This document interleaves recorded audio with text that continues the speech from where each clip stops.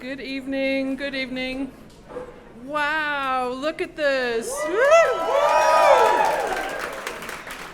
So exciting. Thank you so much for being here for the Aspen Art Museum 2023-24 Artist Fellows presentations. If you aren't familiar with the program, the 6 fellows, the artists who you're going to be seeing tonight, have been meeting for the past 9 months. We've been spending a lot of time together, studio visits, meetings with museum staff, special visitors, and a lot of conversation.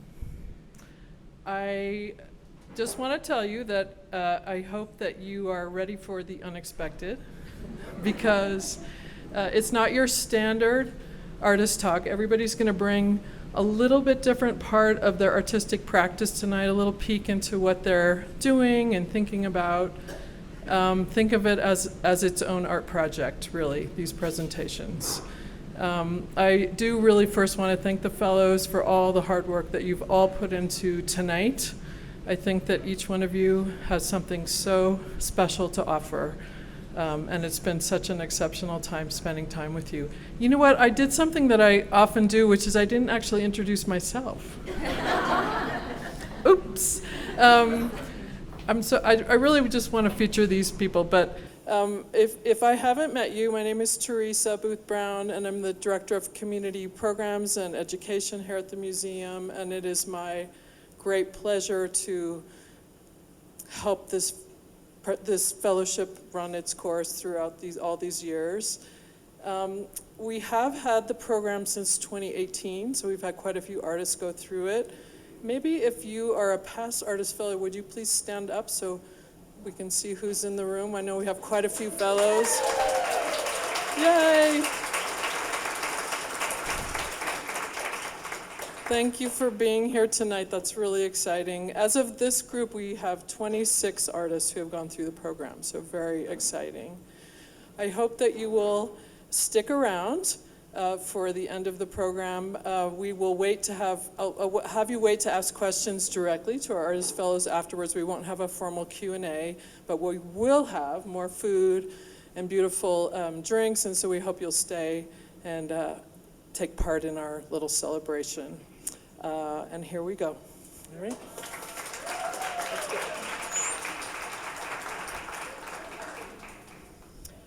Our first presenter is Savannah LeBove.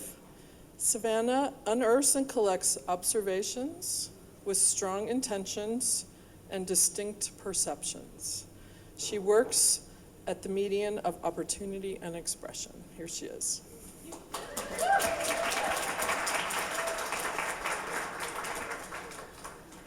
Hi everyone, my name is Savannah LeBove. I'm an artist, designer, and detail seeker.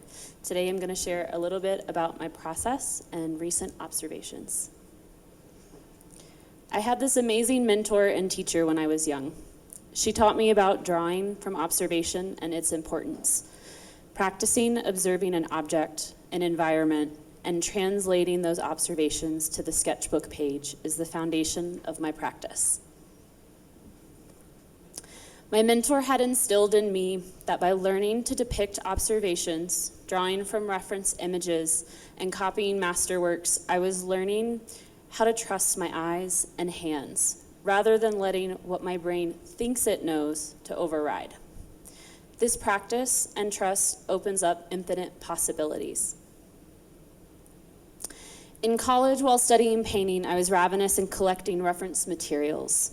My studio was littered with books. The walls were covered in printed images and found objects. These were all used as puzzle pieces to create paintings. Leaning on intuition, I observed connections between collected references and curated a new image. Layer by layer, some images push or pull forward and backward. Some build upon another, creating a collage. Where one image ends, another begins. These were all places that I've been or wanted to go. They were colors I wanted to experience in the wild, natural or man-made. Simultaneous to this body of painted works, I began studying ceramics. I fumbled around a bit making functional pottery, but ultimately fell in love with the possibility of clay when I had my first memorable art epiphany. My ceramics journey began with making pots as a canvas for drawing, and I found myself getting lost in the carving of that pattern. But there was not the same level of excitement when making the vessel. So, the epiphany. Rather than drawing pattern on a vessel, why not create physical pattern in an installation format? This example shows the same pattern as foundation for both painting and installation. Thus, the journey into installation began. After 2 years here in the Valley solely focused on clay, I had a solo exhibition called Ellipsis. Around this time, I defined my work as pulling from my background in painting and drawing. It was through this series I began to redefine my installation work as murals. The line started to blur between mediums for me. To me, this work was a painting made of small clay parts that the viewer could walk through and be within. Each small ceramic object recorded a movement and represented a paint stroke or a drawn hatch mark, and altogether, mural or drawing is formed. These components are 1, a record of movement, 2, a record of time, and 3, parts of a whole. More recently, this work has continued in different iterations, like this example, Archive of Embrace, where each component was made by rolling a small coil, connecting the coil into a circle, and pressing the circle between 2 clasped hands, hanging in a murmuration of movement. Or in this example, collaborating with a local ballet dancer. I cleared my studio space and brought 500 pounds of clay as the dancer's canvas. She danced for a couple of hours, eroding and imprinting the clay with movement. I then cut the pieces into tiles, about 7 inches by 7 inches, and colored them from black to white. Opportunities for such large installations only happen every few years. They take huge amounts of energy but bring so much joy once completed. In the interim between those larger installations, I've pursued a few avenues of ceramic work. Some come out of necessity, such as the need for a utensil holder because we have way too many in our kitchen, or mugs because my caffeine addiction is real, or vases simply because I adore flowers. Each of these objects are an opportunity for playing with surface design and trying out new combinations. Often this imagery consists of grids and lines overlapping similarly to the shadow and light in our everyday. The baskets come from my fascination with grids and lines as structure and form. These are built by coil and pinching and then cut into a grid. I believe my fascination with grids comes from bringing order. If we are each a string, then this world is a tangled ball of yarn, and the grid is an attempt to untangle it. The bench, arranged, rearranged, explores parts of a whole in a larger scale than the small components of installation. I love the idea of the viewer interacting with the piece, rearranging it to suit their needs, and discovering something new. Each cross-section represents an interaction with someone else. Thread meeting thread, life meeting life, connecting dots and creating constellations.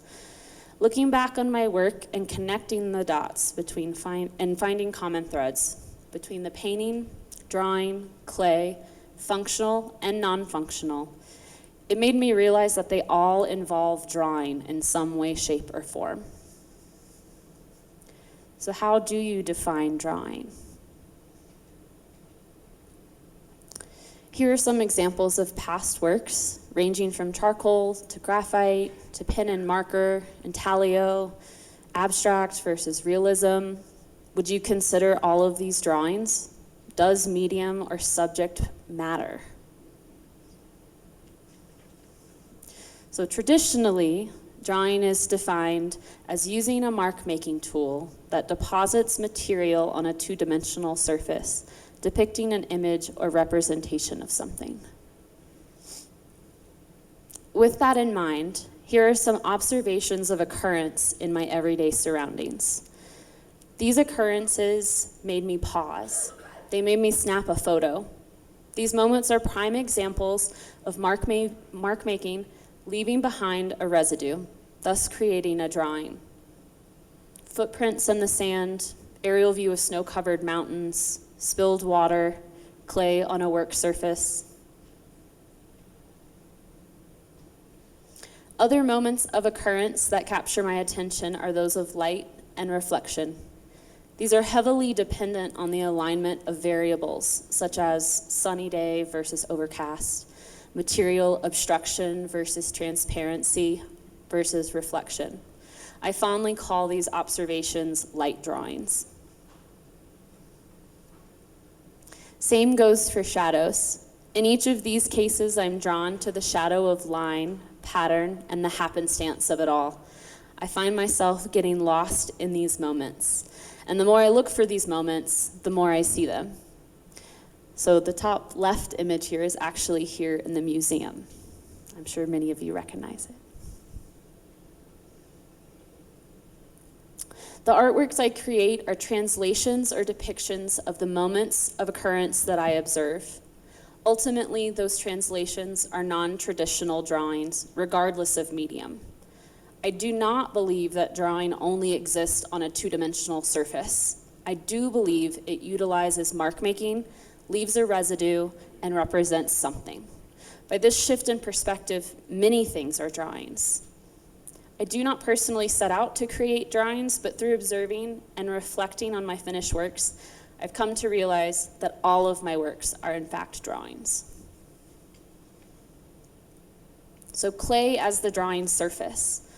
Whether it's surface design on mugs, drawing on ceramic tiles, or experiments that involve other materials, all of these examples imprint into the clay, record time, and the process is etched. Clay as the drawing material in an additive manner. Whether the clay is in a liquid form and drawn with a squeeze bottle by hand, or programmed and 3D printed, or using coils to build a form, each of these methods create a line drawing.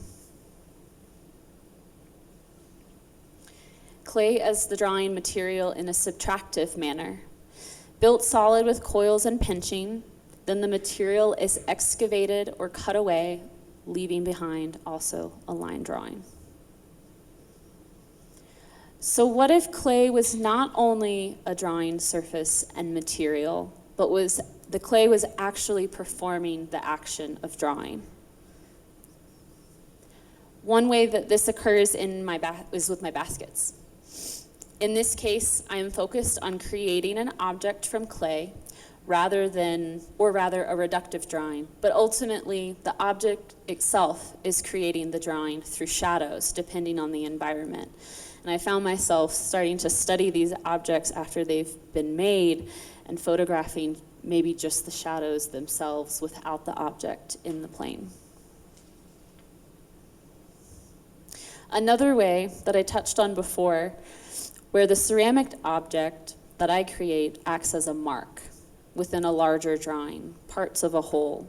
Copious amounts of small ceramic components collectively create a large drawing or mural, a two-dimensional mark as a three-dimensional object. In this case, the small white, bone-like components represent hatch marks similar to the drawings in the top right. In this case, the red ceramic components represent the dots of a stipple drawing. The denser areas creating or mimicking darker shadows. My most recent studio epiphany is that all of my artworks are drawings. This example depicts coming from observation of a made form, casting shadows on it, using that as a guide to cut a basket, and then creating a shadow drawing from said basket. It all comes full circle. This shift in perspective has had a profound effect on my ideas, what I want to create, and how I view my everyday surroundings. It is important when creating my work that there's room for happenstance and occurrence. I do not wish to control all of the variables to ensure a specific outcome, nor do I wish to directly recreate observations of my surroundings in a new way. Those belong to that moment in time. I do want to chase those moments and collect them as inspiration and create something that may do the same for someone else. So I am now an observer, an intermediary, and an artist of non-traditional drawings. Thank you.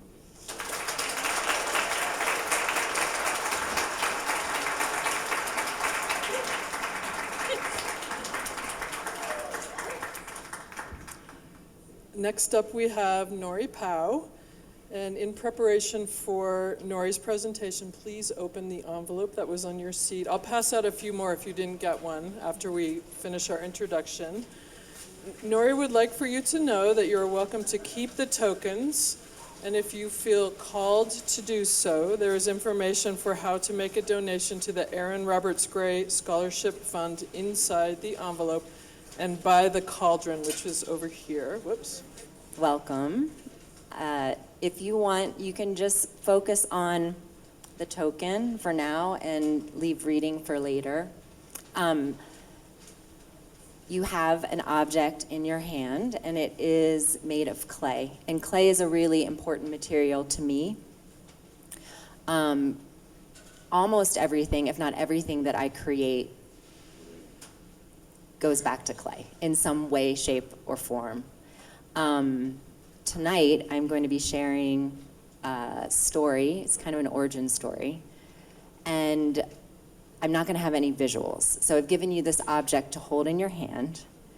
To me, clay it's generative, it's grounding, and it records touch. So it's just this amazing material. And I'll invite you that while I speak, you can close your eyes if you like. Is the mic going in and out? Because it feels like it is. It's not, okay. You can close your eyes if you like, and hold the object in your hand and see if you can't feel its history as you listen to my words. I am gonna switch the mic. Got it. Is that good? Okay. The Wolf and the Eagle in Search of the Oak Tree. The following story has been modified from its original version as it has been formatted to fit this presentation. One fall day, in the not-so-distant past, she made a decision to do things differently. That moment set off a series of events that forever changed the trajectory of her life. These are snippets along that journey. Perhaps slightly sensational, but not inaccurate, and to be fair, the story began long before that moment in time. It can be tricky to decipher exactly where a story begins. If you trace back, follow the thread, you find a point, but once there, you come to realize there was something else before that, and so on. However, when telling a story, you have to start somewhere, being a somewhat universal process. It's best not to get too caught up in the details of when, unlike storytelling, time is not so linear. Perhaps focusing on the who and what is enough. Leave the when and why to the historians. Part 1. This, here, is magic. Today I do things differently. Last night, an attractive stranger told me I had a symmetrical face and then asked to kiss me in the name of science. We danced, in matching tulle skirts, mine black, his pale yellow. Later, when saying our goodbyes, he told me he was already a little bit in love. Although flattered, I took all of this with a grain of salt. Sexy, yummy salt, but just a pinch. The thing that got me, though, was when he mentioned he thought I'd be a good letter writer. I bet he has no idea how much of an impact that observation made. The first sentence came to me before bed, woke up at 3:33 and moved to the couch, wrote the rest, line by line, between the worlds of dreaming and waking. Dear Eagle, Lately, the only thing that comforts me is solitude in a vast landscape. If only I could fly like you, to see the world from that perspective, the magic that could happen then. What hidden secrets to be revealed. Sometimes I float, almost catching air, but my feet are heavy, as are my thoughts, and they spiral down. When I can't sleep, I head to the vast landscape inside. There's peace there, or so I thought, until you surface and I'm back where I started, dreaming of flight, longing for perspective, wishing I was you. It is not luck. There is magic in the air, dust and sunlight, elusive. You can't touch it and it won't be contained. It flows, shimmers. Blink, and it's gone. Blink, and always present, never solid. There is magic in the air, and it is not luck. I am riding my bike along an empty street that looks like that road I turned onto on my way to that place in Utah where I spent that one weekend. A strap or something gets caught in my front wheel, and I have to stop to investigate. I hear someone call out my name, and it is him. He doesn't seem surprised I am there, even though I don't live close by. It's apparent we haven't seen each other in a while. The chemistry, exactly the same, if not heightened. He needs to stop by the mechanic's garage to check on something in his lab and ask me if I want a tour. We are flirting, and he keeps mentioning that he has a plan for the day, but he thinks it might not pan out. He shows me what he is working on, and it looks a little like a greenhouse. I'm standing there, intently looking at plants, trying to focus, and he comes up behind me, holds me while he tells me about his project. All I hear is a random assortment of words with no meaning. Finally, I turn and kiss his neck lightly, and he decides to cancel all other plans. Then, I wake up. Part 2, no shortcuts. Where did it all begin? 1001 Arabian Nights, dreams, Joseph Campbell, music. I never forgot to dance, but I did once forget about music. Seems at odds, remembering dancing, forgetting music. But we are complex creatures, full of oxymorons and contradictions, and the word escapes me. Ah, yes, music. Not unlike magic. The best things are sometimes the ones we lose sight of first. We started a fire and left it unattended. I just wanted to play. I'm at the beach, and there's a call for everyone to come to shore, including the boats. A dense fog is rolling in. It is massive and all-consuming, and I stand there and watch it, mesmerized and frightened. I start to worry about the ships and how they most certainly will crash trying to get to shore, and wonder how many accidents have already occurred. Suddenly, the Coast Guard appears and shines a bright spotlight that illuminates the situation. Hundreds of boats, all within feet of each other, are revealed in that one flash. It confirms my fears. Then I realize I can see. The dark mist had dissipated, and the day had returned to being gorgeous and clear and calm once again. A cloud that touches the ground. There is a bubble around your aura, a membrane. It is meant to protect, shield you from harm, keep you safe. But it has become a wall, discreet so you can't see how it holds you in.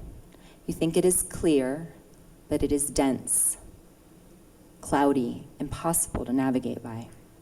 Yet you are so sure of yourself, your decisions stone, but what you don't see is the weight of them. You might be sinking. I want to show you. Gently hold your face in my hands and point your eyes towards the light. But I can't. I have become invisible. And then I remember that the only thing that burns off fog is the sun. So I vow to guide the way. I place all my intention and focus on myself. As I do this, I forget. Forget why I chose to be so bright. I am now the luminary I was meant to be all along. Once forgotten, you begin to rise. The bubble that had turned to stone becomes full of air, and the veil lifts. Nimble and free, you can fly again. Your vantage point restored. And in that moment, on that day, at some point in the future, you see me and you remember. Part 3, get up, Trinity. From a vision, half awake, half asleep, in between, an overhead view of a cracked tile, nothing but black surrounding it, looks like the fissured in a dry desert basin. Woke up at 3:33 with a message. It's the cracks, not the dream. It begins with a realization. There is no other way, you must move through. Through the mud and damp and rain, the thickness, the heaviness. Down first down, very dark, very quiet, very cold. You must remain there alone to feel it all, hear it all, taste it all. The salt, the ache, the sickness deep in your body. It permeates. It is unbearable. Then, just as you think there is no end, something catches your eye. You smile, maybe even giggle, and for that moment you forget. There is a lightness again, a brightness. You recognize a note from a familiar song that reminds you of another time. You remember you, the way you were but different. You have new scars now and wear them proudly, not because you are invincible, but because the light found you, even in the darkest darkness. And you have come to learn a secret. You have come to learn it's the cracks, not the dream, and the only way is through. Part 4. Your past is not your present. Your present is not your future. Or never give up. Lost found. Mourning the potential. Mourning the potential. 20 years, 6 months, 26 days. 246 months, 26 days. 1,073 weeks, 1 day. 180,288 hours. 10,817,280 minutes. 649,036,800 seconds. Before I walked out my door, I had already made a major decision. But I wanted some confirmation before I went for it, so I called A. She has a way of making everything less dramatic without downplaying it. Humor can soften most things. Many a dilemma was solved lying on the floor of her studio when we first met. I confessed my plan. Her response was to tease me, asking if we'd still hang out now that I was a writer. She approved. I don't have to be perfect for the comet to reach me. I read the other day that lightning comes from the ground and not the sky. Upon further research, I discovered it is indeed both. The spark from the clouds, invisible to us, is the negative electricity reaching for the ground. This happens in less time than it takes to blink our eyes. The positive charge typically comes from the ground and travels up. Their meeting is the flash we see. This, of course, is a simplified explanation that only covers one common type of lightning. Apparently, there are many.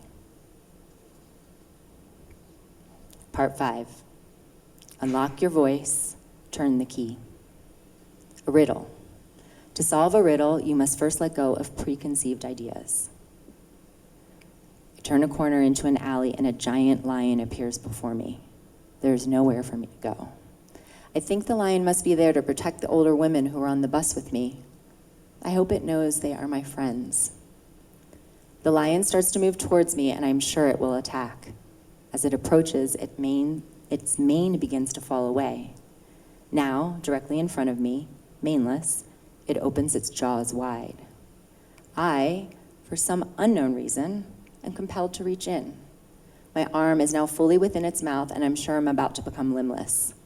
And then, unexpectedly, the lion starts to affectionately gum me. From this gesture, I ascertain that I am in fact its owner and it loves me. Every object exists in space on its own shadow. Shadows, their purpose to bring further form to the object that casts them, therefore grounding it in reality. And we ride.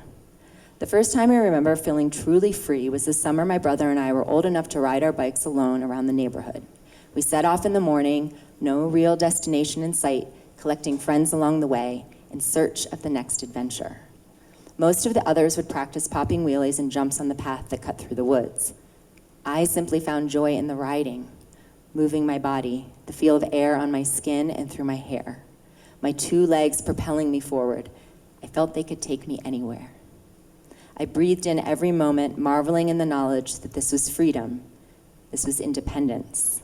This was what it meant to be alive, and I wanted to feel that way always. Part 6.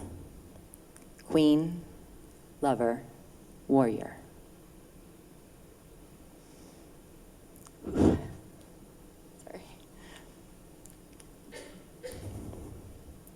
Today, Dad died, and I finished your moon. I knew the moment I watched the final edit, the reason I had to make it, and what was about to happen. There was no going back. I had just created something that married his two greatest passions in life, music and photography, and he had helped me. There's more to this beautiful, mystical connection, but I will write about it at a later date. The space between. I awaken, a piece of me missing, etching my memory. The absence of you dissipates until it is shattered by the truth that hides nothing.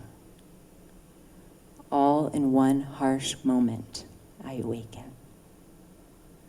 Bare, broken open, exposed. Raw in reality, as if the truth grew somehow bitter, and I long for the dream.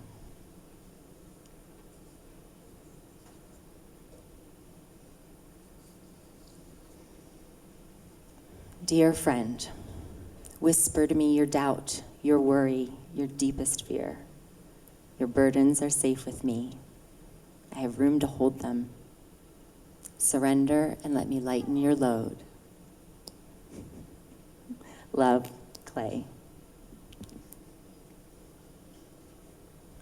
The slow burn.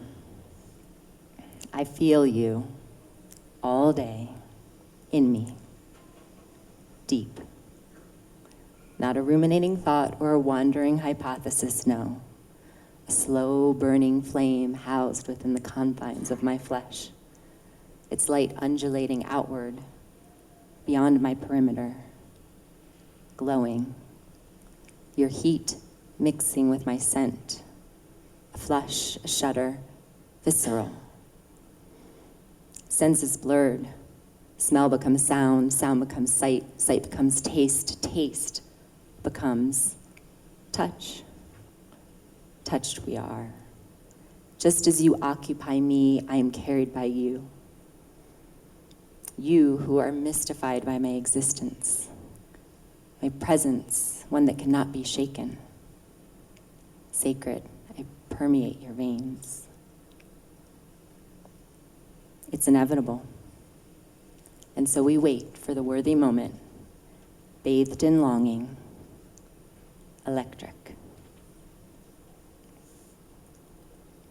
Part 7. This here, I'm sorry.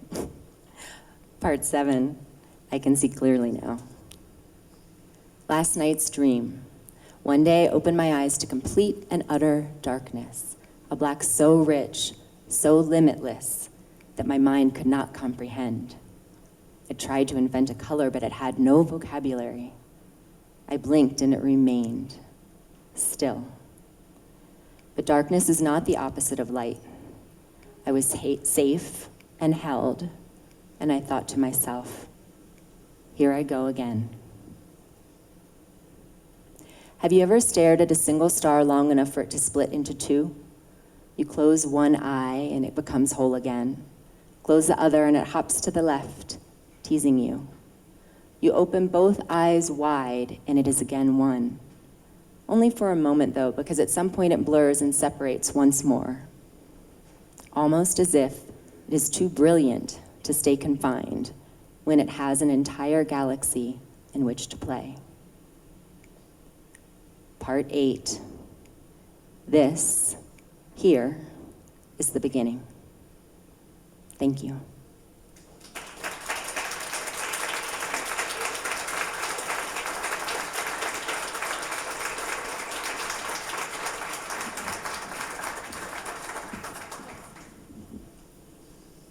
Next, we have Brad Reed Nelson, artist first, designer, maker, collaborator, friend, and someone who feels grateful for this community.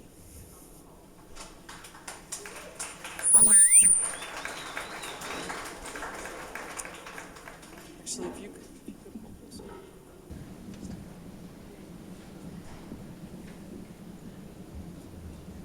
It's 5:44 in the morning. I've just gotten out of bed. I put on something comfortable and make my delicious coffee. I sit on my comfortable space on the couch.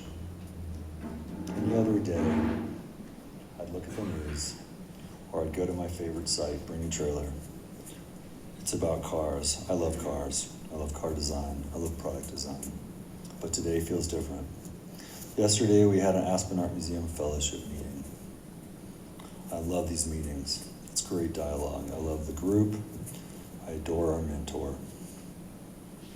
I was reminded yesterday it's 145 days until our talk. The talk, it seems monumental. I started thinking about it. It's really important. I start making a list. Start writing down words. Start thinking.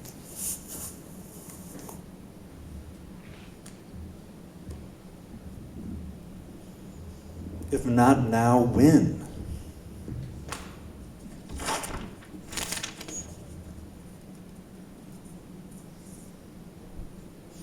Bad ideas, damn. Bad ideas are nothing without follow through.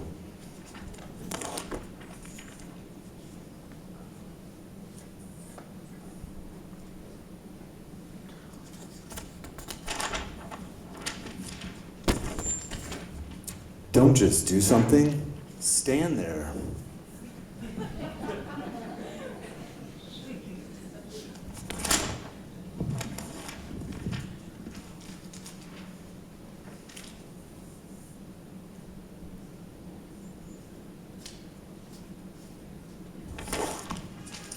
Surround yourself with intelligent people and listen.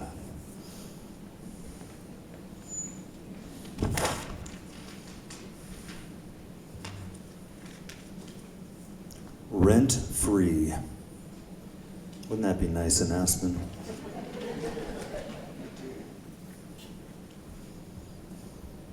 The Irish goodbye, 2 days per year.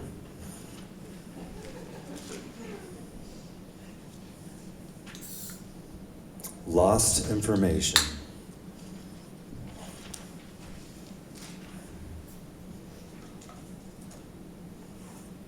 Act the fool.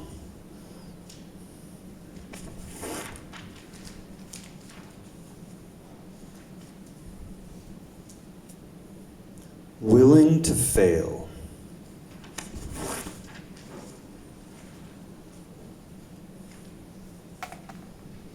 Neuroplasticity.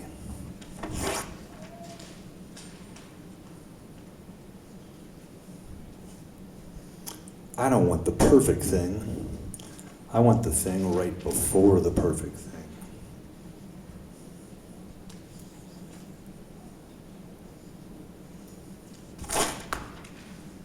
Creativity, the situation of play, childlike.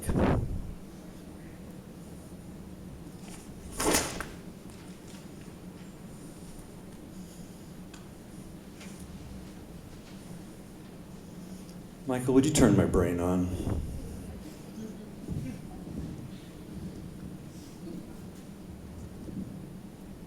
It's May 15th. Huh, what's May 15th? May 15th seems like a big deal. What the hell did I put on the calendar? Oh shit, my talk. Oh God, what time is it? Oh shit, I gotta get going.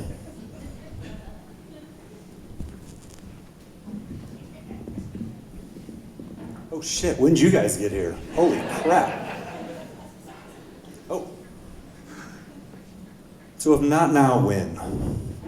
I say that all the time. It's really important to me. Take advantage of everything. The hug, the invite, the concert, the idea. Bad ideas are nothing without follow through. What does that mean? It means a lot of times your first idea seems like a bad idea. Go through with that idea, follow that thread. You will find a lot of those ideas are great.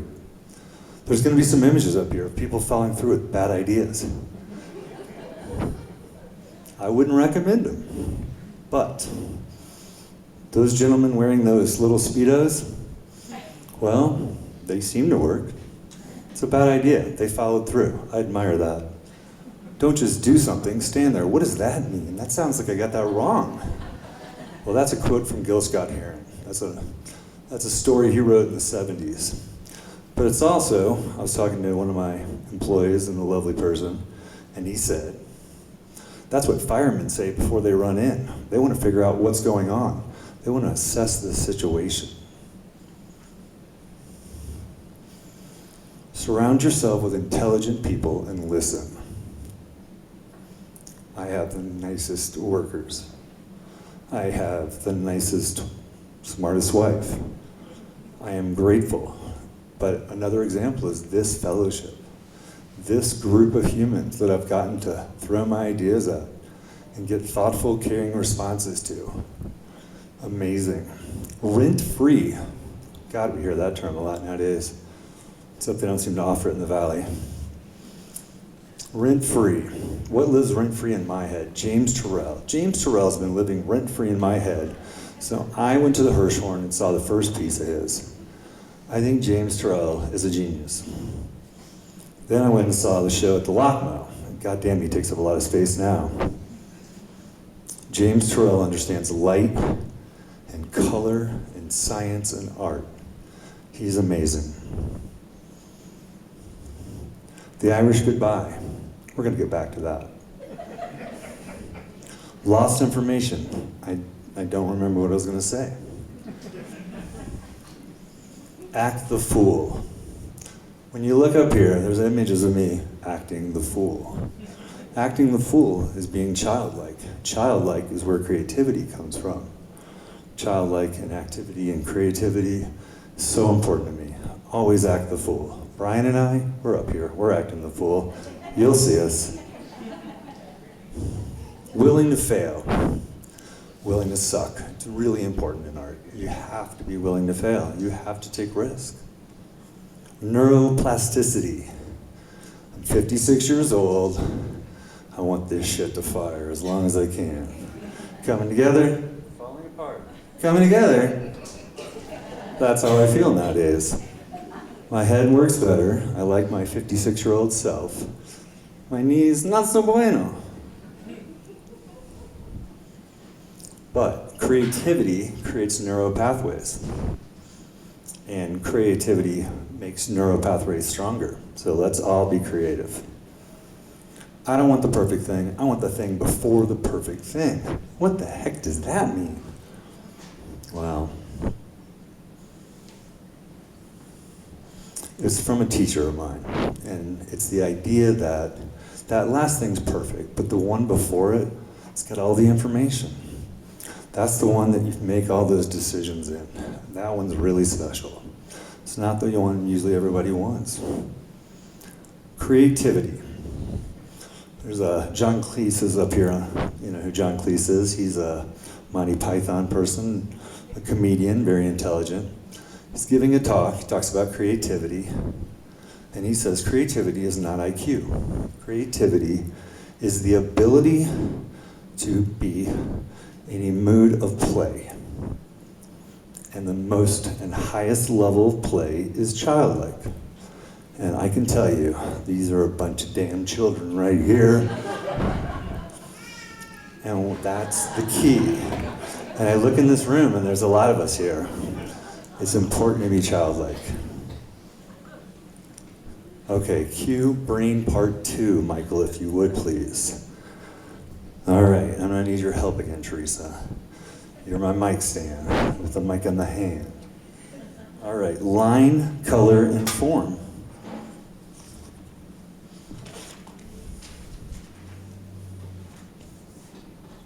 Emotion, process, relationship.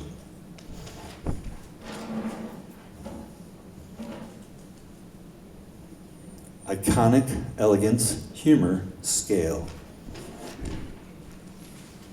Man, I'm gonna have a heck of a time finding everything up here. Music, product design, cars, custom.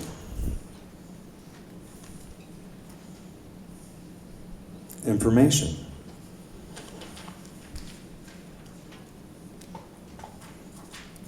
Oh, I'm gonna need you back, buddy. Epiphany.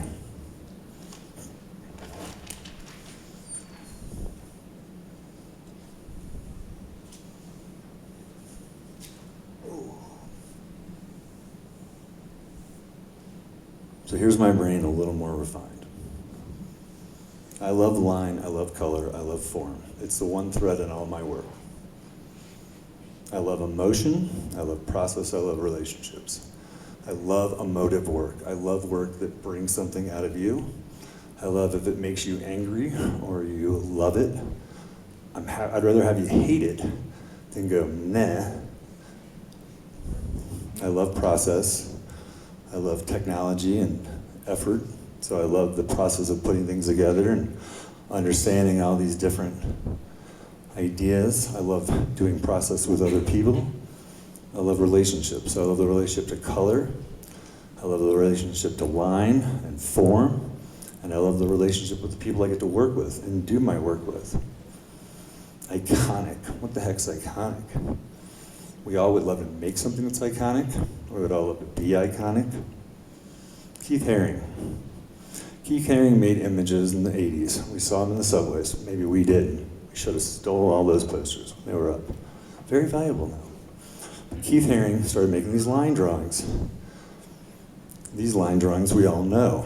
We've seen them for so long now. There are so many people that would tell you they know that line drawing. They don't know Keith Haring. But Keith Haring's images are iconic now. Elegance. I love elegance. I want things to embody elegance. I want to make subtle elegance. And I love humor. And my favorite thing to try to do is make something that has humor and elegance.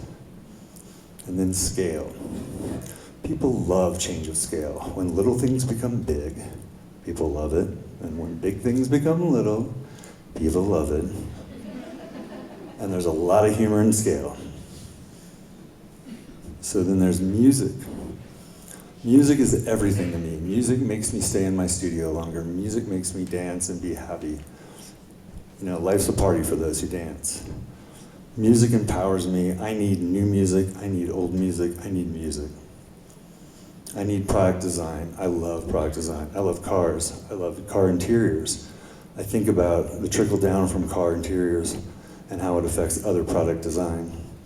And I love custom. I love the culture of custom. I love that people invest themselves into their car and put their personality into it, or their house, but they customize things. I love that.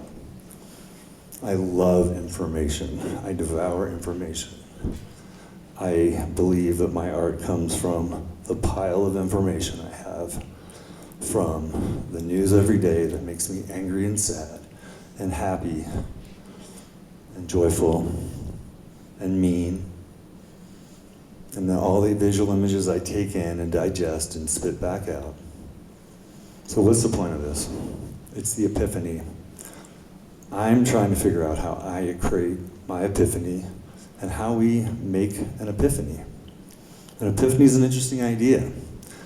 I think in science, an epiphany is very definable.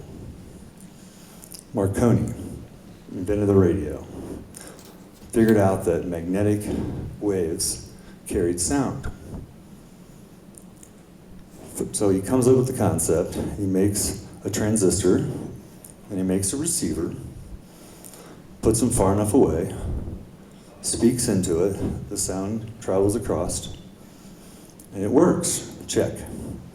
Was the epiphany when it came through the speaker, or was the epiphany when he came up with the idea? I don't know. So I think about my art, and I think about palettes. I like palettes. I think about when I started thinking about palettes.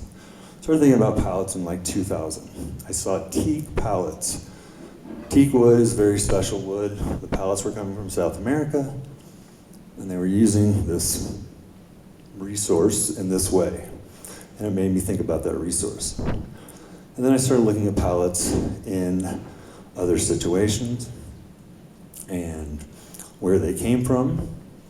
They were pine or they were oak, and what was on those pallets. And then I thought about how they really only have one use. Most times they're thrown away again. And we perceive that they're made out of wood. That is a finite commodity, but we toss those aside. You can even tell how we value them by the way we stack them.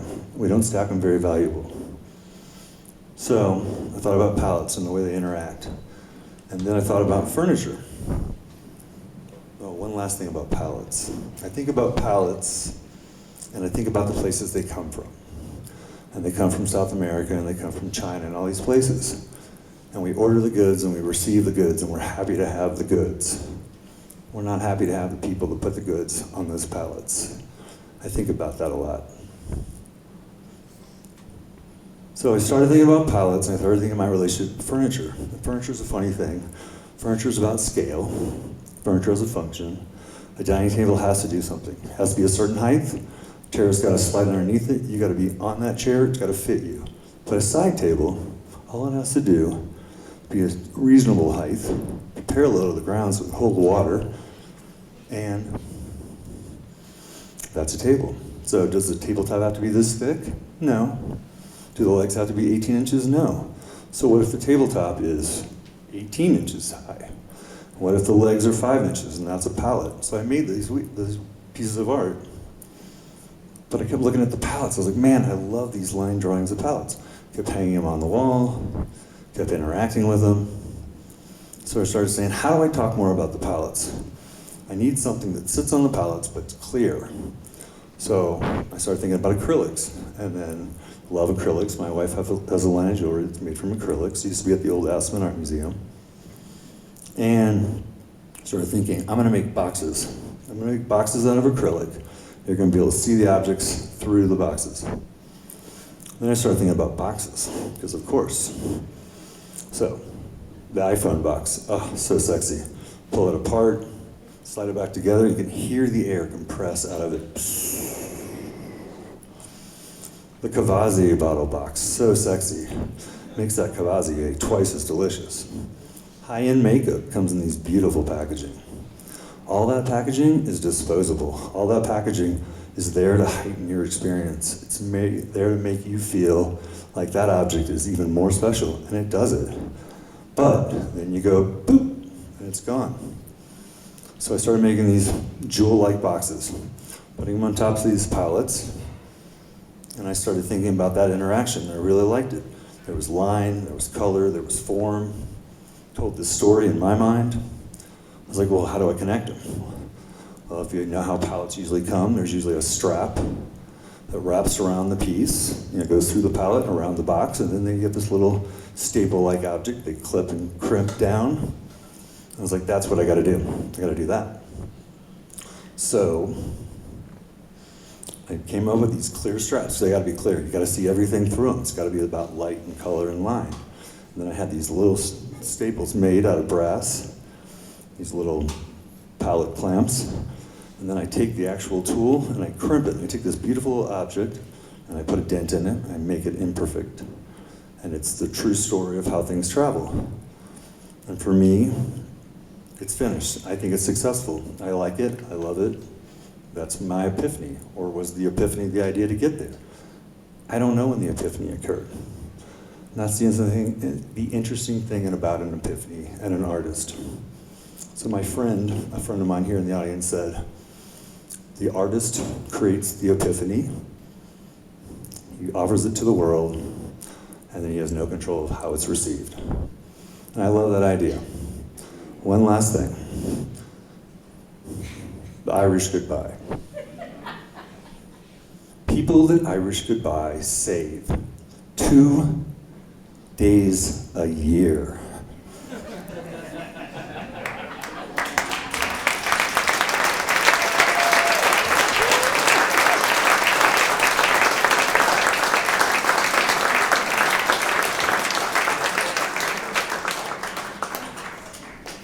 Next up, we have Annie Bell.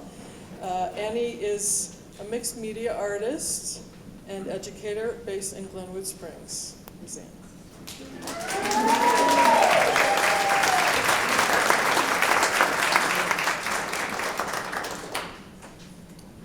Thank you. Welcome. Thank you for being here. And this evening, I will be showing you new work, sketches, and work in progress created within the last year or so.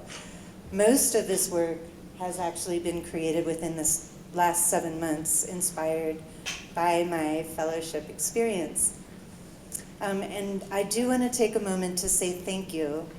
Thank you to the Aspen Art Museum and to Teresa Booth Brown for creating and offering the fellowship program. Thank you for this supportive, inspiring opportunity for local artists. I am so grateful, and it has been such an inspiration and such an honor to have been given this opportunity with these amazing artists. Thank you from the bottom of my heart. Next slide. Okay. I will start with a few words about art-making materials. My work incorporates used, discarded, and abandoned items. What other people don't want anymore and dump or throw in the trash, I salvage and I reuse into my artwork. Most of the materials I use are locally sourced from trash bins or from the shelves of local thrift stores. I think of my artistic process as sort of like building sandcastles. I use what I find scattered around close by. I use what is plentiful around me and what is accessible. Thanks. My inspiration often comes from the materials themselves. When I come into contact with certain materials, certain trash, I feel that I really have no choice other than to take that item into my studio. The closest thing I can relate this to is the Japanese Shinto belief that there are little deities or little gods in everything that exists, even trash. So when I see things that have been discarded or sitting on the shelf of a thrift store, I feel a certain kind of sadness towards them and a strong desire to take these items into my studio and create a work of art around them and to give them a second life. Next. I'm instinctually drawn to used paper books as art-making material. I see an overabundance of used books in my day-to-day life. So many we cannot give them away at the thrift store, and huge, dark storage rooms filled with them in the elementary school where I work. Books are heavy with the presence of their previous owners. They're fascinating to work with. The pages are torn, the corners are folded down. Sometimes the paper is soft and worn from use, or the spine is cracked. Sometimes pages turn a beautiful brown color with age. I find notes written in the margins, or interesting things tucked in between the pages, like train tickets or photographs of people that I don't know. So for me, books are particularly attractive as inspiration for making art and as an art-making material. I'm attracted to outdated technology, items that were once cutting edge, and expensive and in demand, and now are commercially worthless. Next. I'm constantly faced with how much trash is generated by product packaging and product shipping. Unfortunately, a lot of this plastic wrapping, protective sheeting, styrofoam padding, is not recyclable or compostable, at least not locally. Thus, it ends up in the ground. And I feel compelled to save and use these plastics and synthetic waste in my work. Next. Here's an example of my salvaging and reuse process. Over the past few years, I have been saving used paper sewing patterns. I was initially drawn to these materials because I adored the fashion illustrations on the packaging and wanted to use those in my collages. I brought them into my studio, and I, as Nori says, lived with them for a while, trying to figure out how I wanted to use them. And at some point, I opened up these packages, pulled out the patterns inside, and realized how gorgeous they were with their bold lines printed on top of aged tissue. And I started collaging these together to create what I think of as sketches and drawings. In the past, I had never really enjoyed traditional drawing techniques. My drawings had always looked thin and awkward to me and did not adequately translate the images I had in my mind to paper. But this new glue and sewing pattern drawing process was incredibly satisfying to me and solved that mind to paper translation issue. The more I played with this process, the larger and more complicated my drawings became. And now they've evolved into a series of mixed media pieces that I'd like to show to you.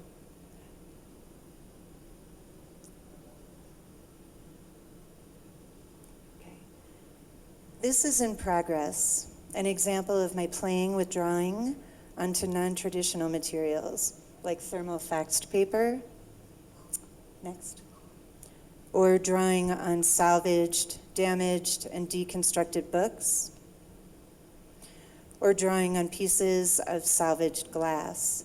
And moving forward with this process and this body of work, I see myself incorporating more color into the pieces.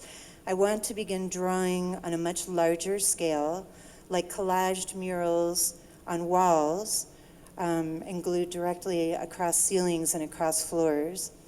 I also want to explore drawing onto surfaces that allow me to play with illumination and reflection, like glass and mirrors.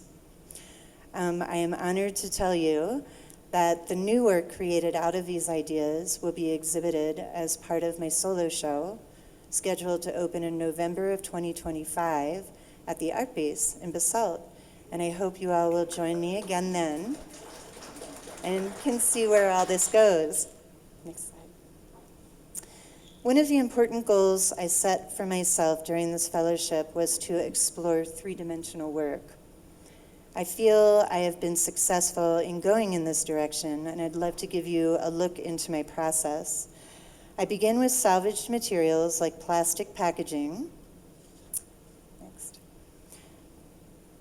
And one small box containing one single product can yield an awful lot of plastic waste. So I gather that up, I bundle that trash into a tight little core like this, and I cover that core with layers of used papers, in this case, water-damaged book pages. I work layer upon layer around the core of waste, like mummification, forming something similar to a paper cocoon, and gradually build up mass and shape the piece until it becomes something like this. Oh, there's the paper layers. Next, the piece. These paper sculptures have multiple outer layers composed of the sewing patterns, allowing me to cover my sculptures with drawings. Next. Or actually layer my drawings into the sculpture. Next. This one is in progress, and I have become very intentional with my selection of which pages, which words I use in the layering. Also, I've become more intentional with my selection of the plastic trash used in the core, including things like broken toys, game pieces, dolls, figurines. During a recent meeting with the other artist fellows, the idea was tossed around of putting these sculptures through an X-ray machine and photographing the results to reveal what odd little materials and plastics are in their core, and I love that idea.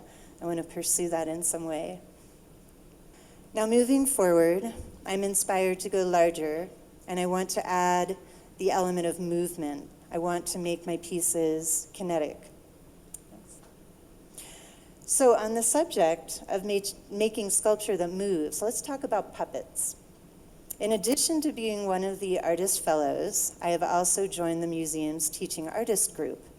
Teresa and Sabrina would tease me about being both an artist fellow and a teaching artist by saying I was a double dipper. Like a trash picking double dipper. Yeah. Teaching Artists is another fantastic program at the museum that gathers local artists and educators together to converse and learn from one another about the art of teaching. The sessions include presentations by artists and educators from all over the country. A recent session I particularly enjoyed featured a creative duo based out of New York called MAPS, which stands for Music, Art, Puppet, Sound. And MAPS had the group try creating papier-mâché puppets during their session. This inspired me to take that figurative form into my studio, and I began making puppet forms like this one. And puppets, and so now, moving forward, I want to create a series of puppet sculptures that can be moved, perhaps in a performance, or possibly incorporate robotics so that these puppet sculptures can move by themselves. Next. For the first time in my life, I've been keeping a sketchbook. Next. An important part of my artistic practice is to sketch each day, usually in the early morning when the house is quiet, before my family wakes up and gets out of bed. This daily morning ritual is precious, intense, and very productive time for me. With my sketches, like all of my artwork, I use only salvaged materials and glue. Sometimes I paint the papers first using acrylics or tempera paints or gouache, depending on what I find available in the trash or at the thrift stores.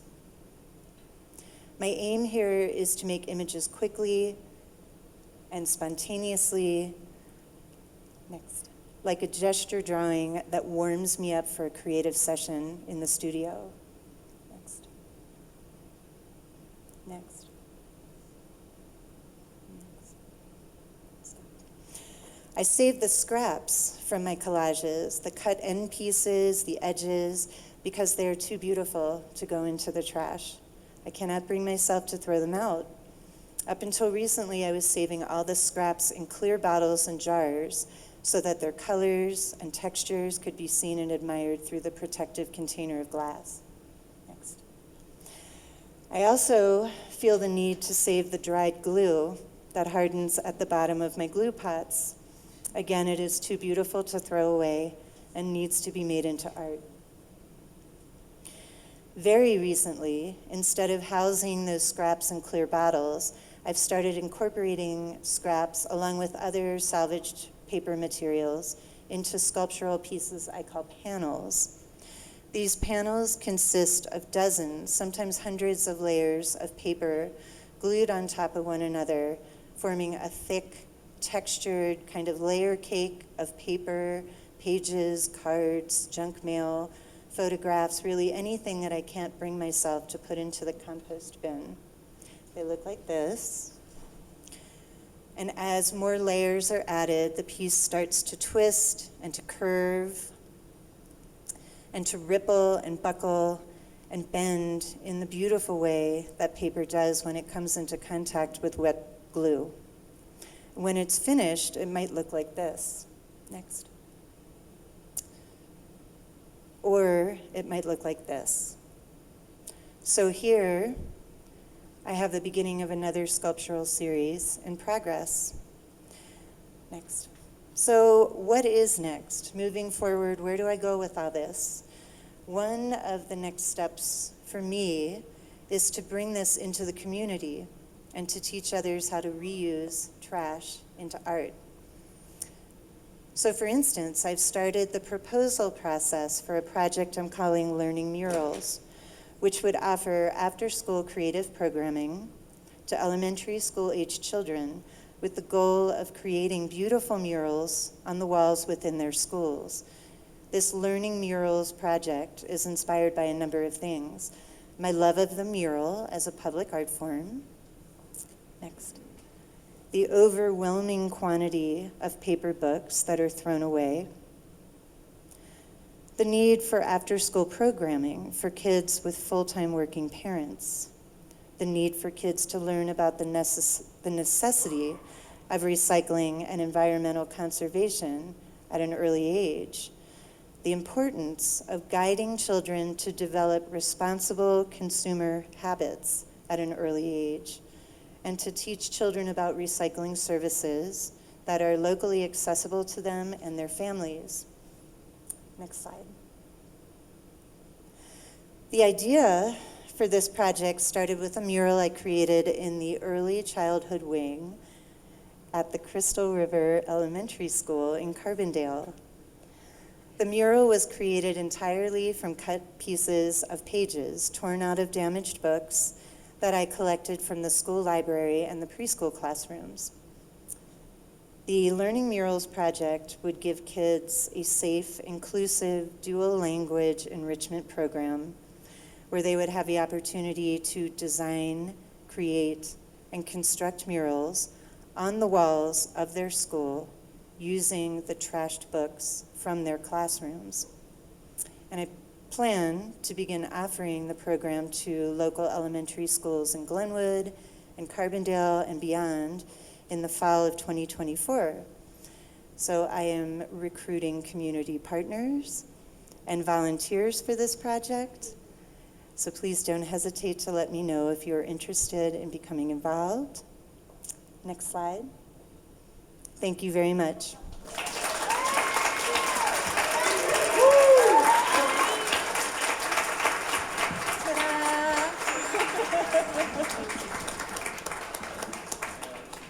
Next up, Chris Hassig lives and works in Carbondale, where he is a member of SAW alongside Brian, Nori, and Savannah. As a visual artist, Chris makes drawings, copperplate etchings, and mixed media work.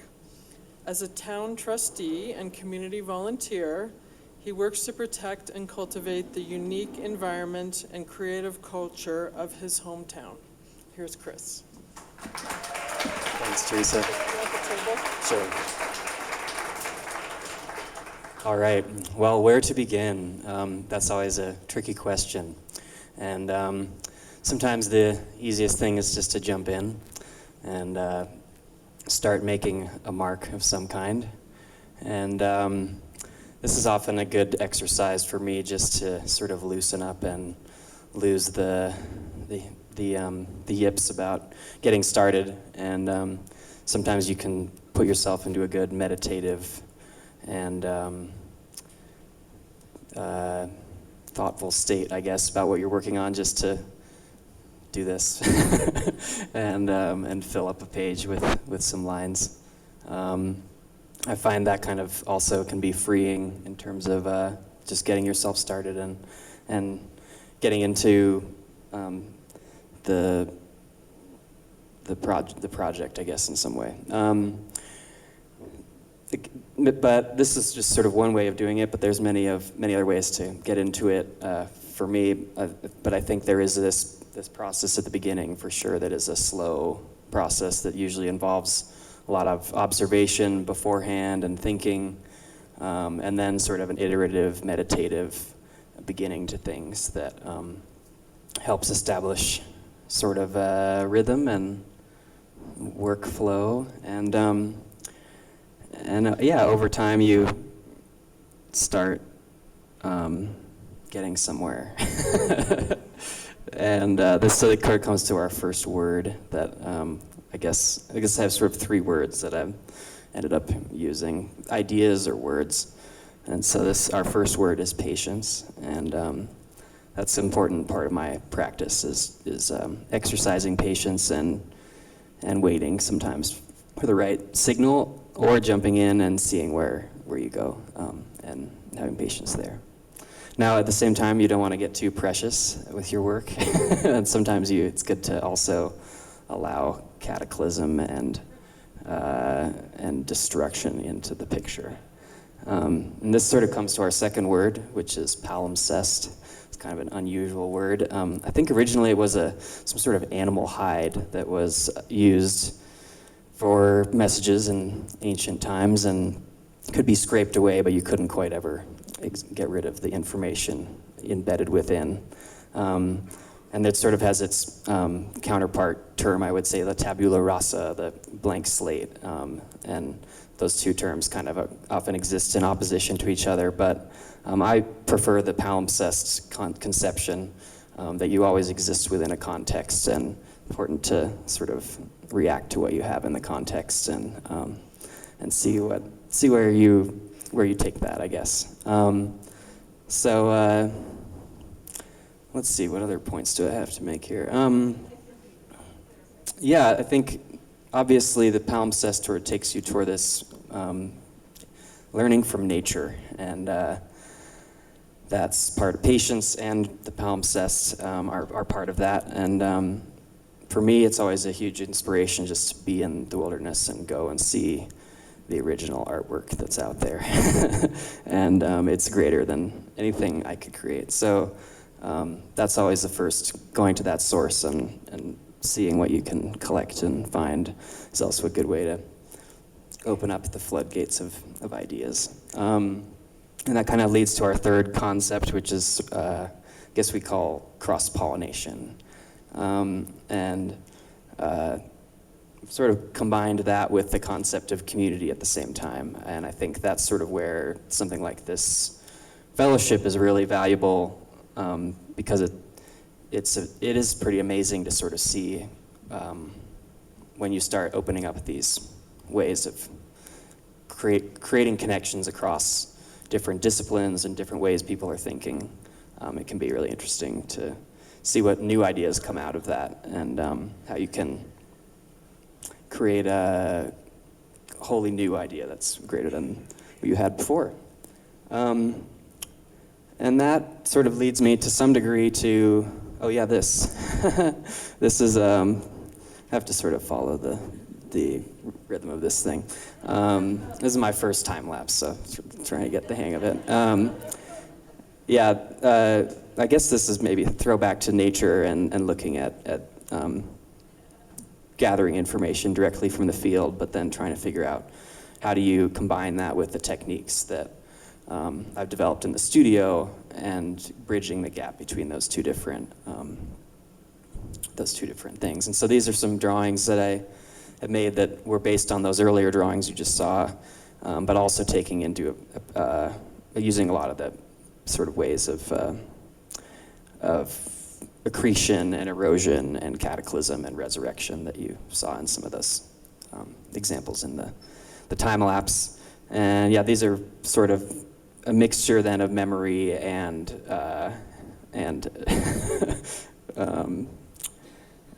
and observation and reacting to the composition in the paper.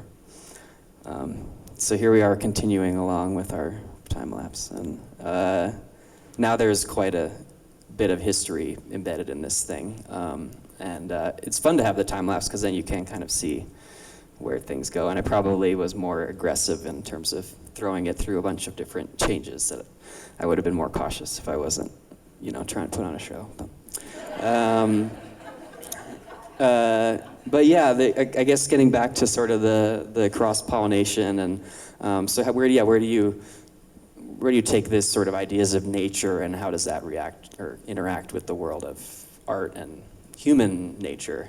And I think that idea of the cross-pollination and the creation of a community is a super important thing as an artist, because your art doesn't really exist if you don't have an audience out there of at least one person, hopefully, who is your intended recipient. So, and that community thinking has sort of led me down this second pathway in my life with the politics and whatnot, because I started to see how important it was to have the community around me, and how much value I get from that in my practice, and I saw a lot of threat coming in the form of gentrification or natural disasters and things like that, and the sense of our community kind of being at sea on the wave of sort of international pressures, and so yeah, where do you begin? I don't know, just jump in and see what you can do. So that was how I got myself roped into doing a bunch of stuff with working on our community, and how do we build this whole scaffolding that's even larger outside of the artwork that's happening itself. How are you also nurturing the culture that allows that to happen?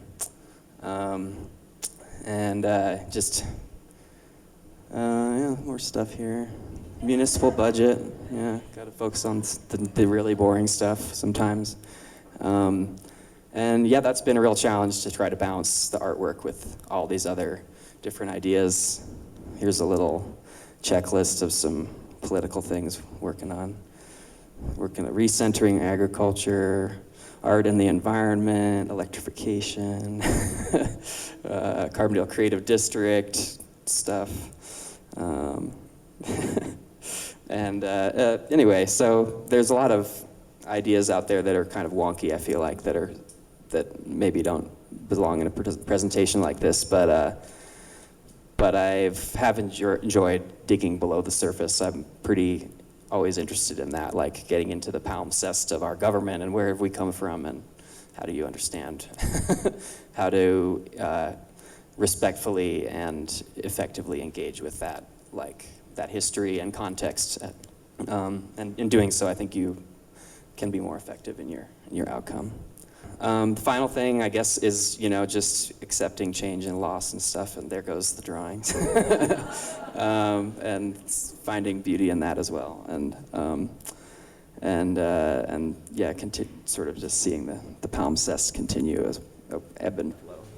Thank you.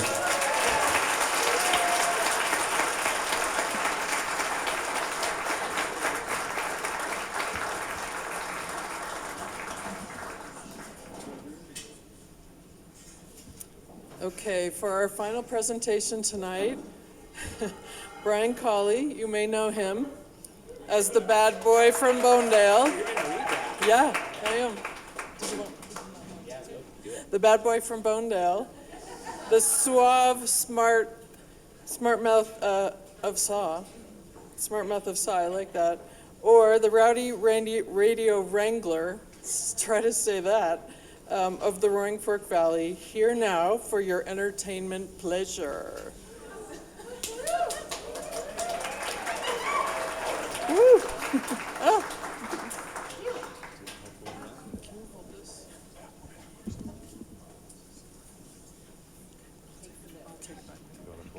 Yeah.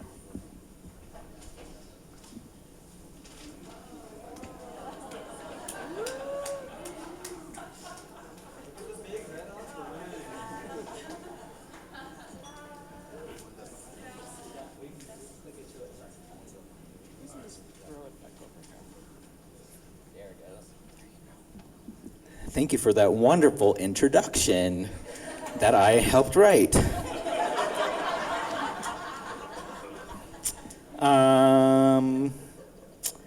It was so nice to get to sit down and for so long and enjoy the talk. I forgot I was going to get up here. So I'm having a little out-of-body experience right now. Out-of-head experience. Here's the thing about this fellowship program that is just amazing. You do get a chance to just catch your breath and figure out some stuff that you've been trying to figure out for a long, long time. You get to come hang out with beautiful people and have delicious lunches in the cafe every now and then, and just get out of your own head and to kind of assess where you are in your work, in your life, and everything. I've just been noticing so many similarities between all of our works, our thought processes, and just how we are in the world. And personally, I was glad not to have the pressure to create. I feel like I'm right in your face, but it's cool. But then I ended up the past 2 weeks working on this project that's taken a life on its own. We can go to the next slide. It's a sketch. Whoa! When was the last time you put together a PowerPoint presentation? Because it's fun playing with all those effects, so we'll have some more. This sketch just kind of appeared one day right before a studio visit, and at first it was just there, and I don't always pay attention to that kind of stuff, but being in this process, I think I was trying to be more aware and intuitive and went with it. And trying to figure out where ideas come from. I think that's where this ended up. I was going to build a giant piñata, maybe, and we could all take turns with the bat beating the goodness out of where the ideas fall out, just like candy. So I wanted to play a video. It's a quick video, just a 55-second video. I might have to click one more time to make it play. But I had a lot of help along the way. Being goofy in my studio, being childlike, like Brad said. Just trying to figure out how to do this. I've never built a cardboard head this big. And much less impressive was how I built it inside of my studio, which could not fit out the door. And so here are all of my friends helping yesterday, one day till presentation. This was just over 24 hours ago, lowering it down and helping. Chris Hassig had a truck we found with the tarp, driving it, and here we are at the museum. There's going to be some music like Benny Hill, and so I just want to thank everyone for helping me get it here. It's a real group effort. Okay, back to the talk. Let's see what's inside this head of mine. Oh, without getting too close to the speaker. There's a little truth window back here, and we're gonna read my artist statement that I wrote for this for the fellowship. It's quite a run-on sentence, but it's a single sentence. Behold, the single sentence. As a curious observer of the world around me, this next slide, there it is. The world around me, the universe beyond me, next, yes, and the interconnected layers within me. Ooh, this is tricky.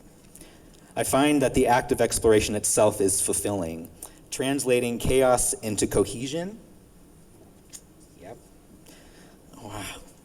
Investigating our collective narrative and engaging with the existential gravity of humor. This is a disco bomb that I made for a show a couple years ago at the Art Base for Godzilla that I'll go into in a little bit. I'm so glad I wrote notes down. Yeah, let's see what all ideas are ping-ponging around in my brain here. What is the next slide? Yes, ideas, eureka. We're all talking about epiphanies. Where do ideas come from? Let's go, yeah. This idea came to me from a college professor. I'm going to take this away from my face. A college professor in a drawing class, actually. It was the first time we had tried to come up with content-related work, like conceptual work, outside of just rendering what's in front of you. So the idea was you take one idea and you add another idea, and it becomes not 1 + 1 = 2, but 3. So you're taking two different ideas and you're coming up with a totally new way of thinking about the world, potentially. Let's take some examples. Here's one idea, a light bulb, plus a new idea, a flower, equals something totally different, unexpected. We can try it again with the light bulb again. So you're saying with the same idea, but with a fish. Maybe you'll get a goldfish bowl light bulb. Or if you go back a step, you might come up with a totally different idea, a fish with a light bulb on its head. So there's all kinds of things happening. Oh, I was gonna grab that. I get to do a comic in the Sopra Sun every week. Where is that? Oh, there it is. I don't know why I have to show it to you. It's right there on the screen.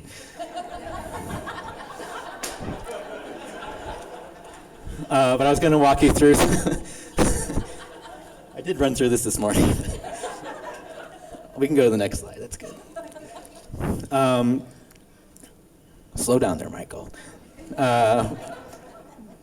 Every week when I sit down to do this comic strip, I think of the 1 + 1 = 3 because it helps me in so many ways to brainstorm and get different ideas that I've never expected before. And so this is an example of one day on, I think the comic was going to land on Groundhog's Day, so February 2nd. You get the date, you get the groundhog. Thank you, Michael. And then does the groundhog see the shadow or the sun or the clouds, or does it see something totally different?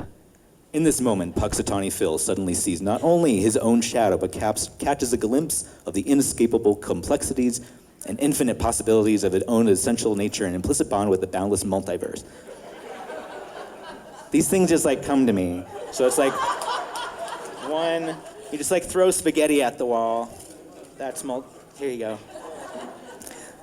I have a whole head full of these things, but I'm probably not gonna do that.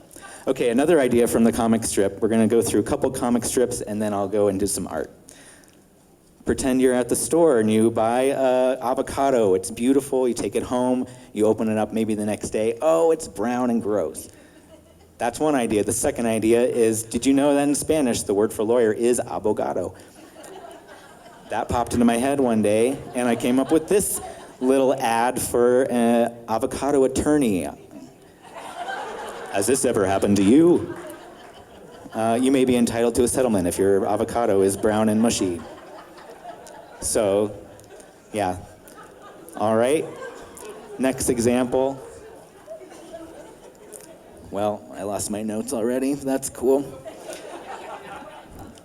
Did I put them in the head?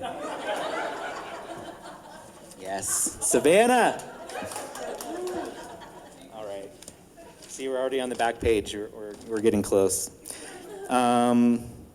So this is an example of a more serious cartoon. Every now and then I ping pong back into the serious realm because life happens and serious things happen all the time. In late 2022, a woman named Mahsa Amini died in the custody of Tehran's morality police, who claimed her hair should have been covered by hijab according to the government's rules. So that was the first idea that was happening in real time. I'm trying to figure out how to respond to it. The second part of that idea, the second idea was in the world, quickly afterwards, thousands of Iranian women were cutting their hair in solidarity with Miss Amani, peacefully protesting their government's brutal enforcement of their ultra-conservative and patronizing misogynistic laws. So the idea that came from these, that popped in my head, was cutting those chains of oppression off of the hair. So sometimes that pops up into my head. Thanks. All right, thanks. Yes. I did want to show a couple of other cartoons just because I enjoy exploring the creative process, kind of like this, just being out in the open and transparent. It's more of an emotional roller coaster than you know. One example is the cartoons before deadlines. You're freaking out, another bad idea, but maybe that's where the good ideas come from. The next one is kind of the process of trying to get to that good idea, and the next slide shows just how many actually end up in the trash can, but it's part of the process. Ooh, there's a transition. All right, I wanted to talk quickly about an awesome show I was in called Planet Eater, the Godzilla show in 2022 with Andrew Roberts Gray. The next picture has both of us standing next to our collaborative art. Andrew wasn't able to be here, but offered his minivan in support of taking this to the art museum. And I wanted to go through the process of creating one of the artworks in this show because I think it's a good example of 1 + 1 = 3. So the first idea taking the history of Godzilla. If you don't know the history of Godzilla, it does originate in Japan after kind of reaction to the bombing in Hiroshima in 1945. Godzilla, the first movie, only came out 9 years after the explosion, the atomic explosions. Next slide. And I do a lot of research when I'm making all of my art. I like to be knowledgeable about what I'm putting out there in the world as well, not just reacting immediately to it, but having some sense of it. And I stumbled upon the story of Sadako Sasaki, who was only 2 years old when the explosion hit. She was just outside of this radius blast. So she wasn't killed, but she had severe leukemia later in life. She died in 1955 at the age of 12. Next slide. There's also a legend in Japan that has the crane, sacred bird in Japan, who they say lives up to 1,000 years old. And there's also a legend that if you fold 1,000 paper cranes, your wish will come true. So Sadako learned about this story, and she decided she was going to fold 1,000 paper cranes to get better. And she unfortunately died. Next slide, thanks. But there's an example of 1,000 paper cranes, and there is a statue commemorating her work towards peace, because now that origami crane is a symbol of peace and, I guess, non-nuclear arms and things like that. This sculpture is actually in Seattle, and she's facing Japan across the ocean.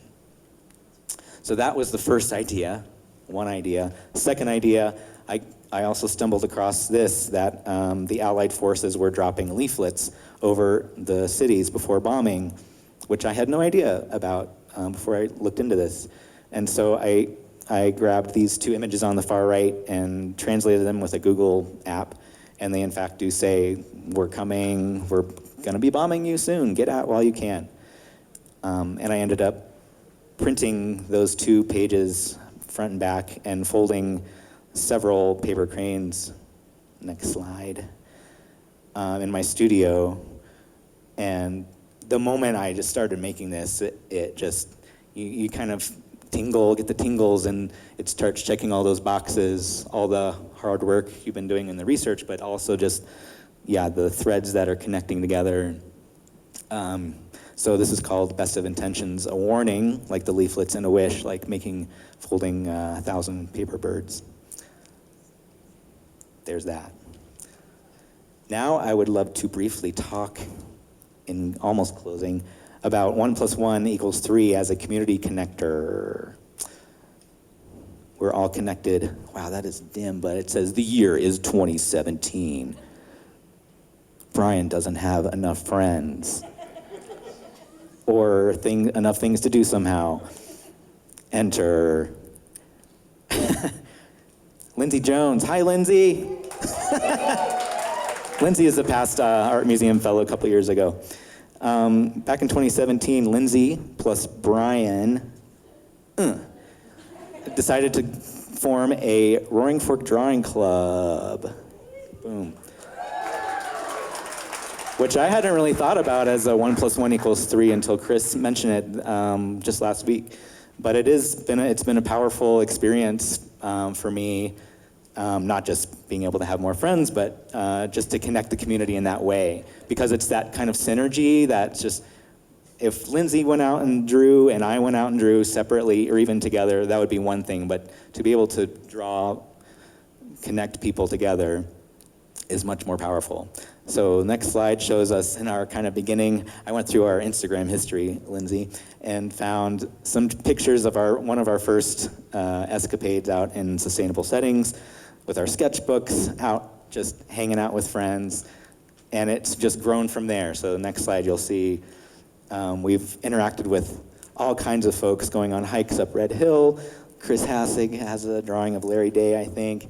We went to Brad Reed Nelson's place and hung out by the community table. It's been a beautiful thing that I'll try not to cry about.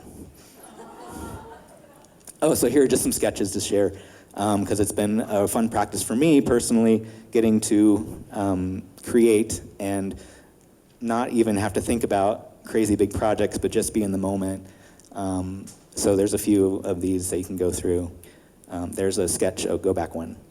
There's a sketch at the top of Brad's place, which is a special time. We'll go back.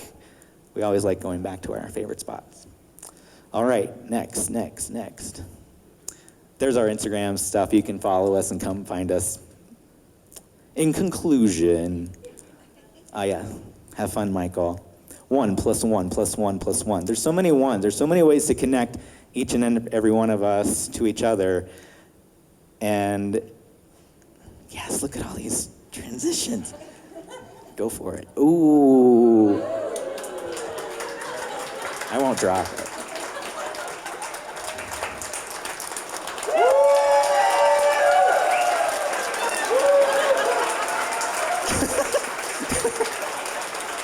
Thank you all. Thanks for coming. There's one more slide, but it's the end. Ta-da!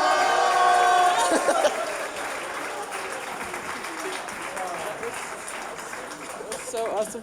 Thank you so much for coming tonight to celebrate this incredibly rich and important part of our local community. It's what makes it an amazing place to live, and we're so happy that we get to support these beautiful artists.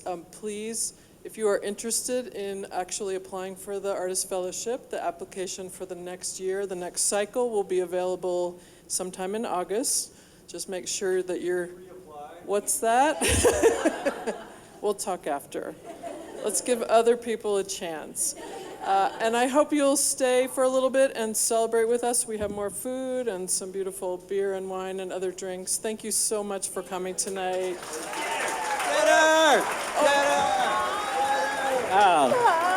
If anybody knows where you can put a giant head, just let me know. We could have a piñata party anytime.